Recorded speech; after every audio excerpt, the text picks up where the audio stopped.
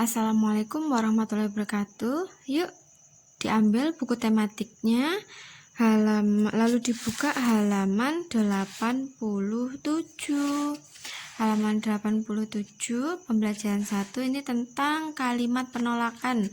Jika kemarin kita sudah belajar tentang kalimat ajakan yang kata-katanya ada yuk, mari, ayo. Nah, sekarang kita belajar tentang kalimat penolakan. Kalimat penolakan ini dipakai untuk menolak ajakan seseorang. Mau diajak ngapain, mau diajak kemana, diajak berbuat apa gitu. Kalau nggak mau, ini makanya namanya kalimat penolakan. Nah, misalnya nih, mau permintaan atau penolakan pendapat, misalnya temennya ngomong tentang permen itu loh enak, terus sampean nggak setuju, sampean nggak menurut sampean permen itu loh nggak enak. Nah, itu adalah kalimat penolakan.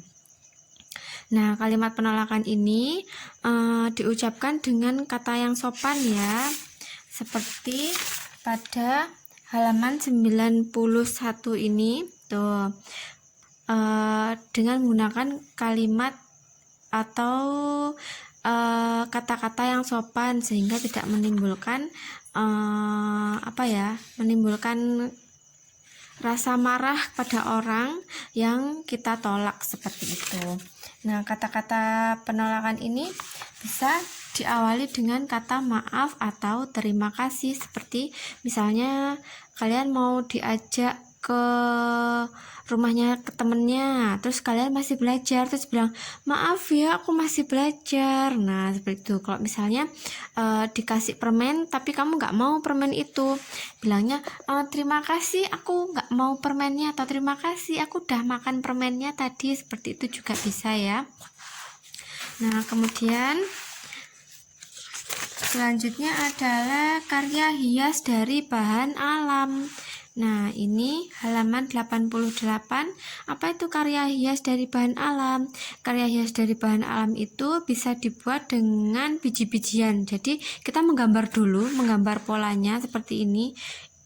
Misalnya kalian mau gambar kupu-kupu, mau dihias pakai biji-bijian. Nah, kalian menggambar dulu kupu-kupu. Kemudian setelah menggambar kupu-kupu, kalian cari biji-bijian. Biji-bijian itu apa sih? Biji-bijian itu bisa berupa biji jagung, biji kedelai, pokoknya biji-bijian ya. Nih, bahan alami dari biji-bijian itu adalah bahan dari alam, yang asalnya dari alam, dari sekitar kalian, enggak digawe tapi ciptaannya Gusti Allah, seperti di sawah, di kebun, seperti itu ya. Nih, kacang hijau, kedelai, jagung, biji-bijian. Seperti itu. Terima kasih. Nah, kemudian sekarang diambil bukunya yang buku agama ya, yang warna ungu. Lalu buka pelajaran fikih halaman 64. Nah, kemarin sudah Ibu Guru ajarkan tentang azan ya, minggu lalu, yaitu tentang azan. Azan itu adalah pemberitahuan ketika akan sholat. Nah, jadi kalau ada azan berarti ini waktunya sholat, seperti itu. Nah, azan ini diucapkan dengan suara yang jelas, keras, atau nyaring. Kemudian orang yang mengumandangkan azan disebut muazin, dan orang yang mendengarkan suara azan itu disebut mustamik ya. Kemudian azan itu kapan sih pertama kali disuarakan, atau kapan sih azan itu pertama kali muncul? Nah, azan itu pertama kali dikumandangkan pada saat masa Nabi Muhammad SAW. Jadi sebelum Nabi Muhammad itu belum ada azan. Jadi mulainya ada azan itu pada saat adanya Nabi Muhammad menyerukan tentang agama Islam. Kemudian adalah azan itu. Nah, kemudian sekarang dibuka halamannya, halaman 67, kita belajar tentang iqomah. Apa itu iqomah? Nah, iqomah itu artinya mendirikan. Nah, iqomah itu adalah tanda saat akan didirikannya sholat. Jadi setelah azan lalu iqomah, berarti iqomah itu udah mau sholat, berarti kita udah nggak bisa santai-santai lagi. Kalau masih azan, kita misalnya masih bisalah wudhu dulu gitu ya pas azan. Tapi kalau pas iqomah itu orang-orang berdiri, lalu mulai berdiri, yang tadinya duduk mulai berdiri lalu mendirikan sholat, lalu melaksanakan sholat. Nah, seperti itu. Nih, sebelum iqomah dikumandangkan, jamaah disunahkan berzikir dan berdoa.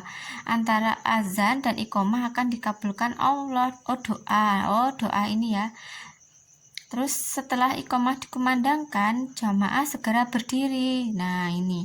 Jadi setelah azan kemudian iqomah. Nah, kalau iqomahnya sudah berhenti, itu kita semuanya harus berdiri untuk melaksanakan sholat. Nah, seperti itu.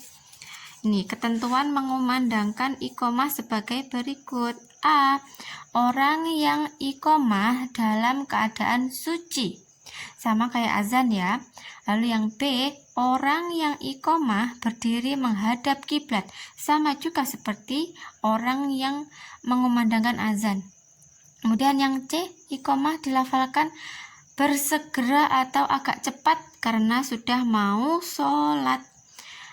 Yang D, iqomah dilafalkan dengan suara jelas. Ini juga sama seperti orang-orang yang menyerukan azan. Jadi orang yang menyerukan azan itu sama dengan orang yang menyerukan iqomah gitu ya. Lalu yang E, iqomah dilafalkan secara berurutan, sama ya seperti azan. Lalu yang F, bacaan iqomah dapat didengar oleh jamaah.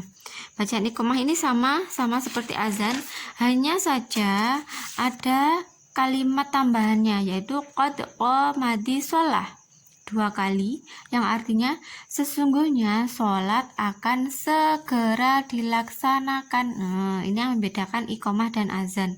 Sebenarnya bacaannya sama, hampir semuanya sama, bacaan iqomah dan azan. Hanya saja kalau iqomah itu ada tambahan qad qamati shalah, qad qamati shalah. Nah, seperti ini, itu namanya iqomah. Seperti itu ya.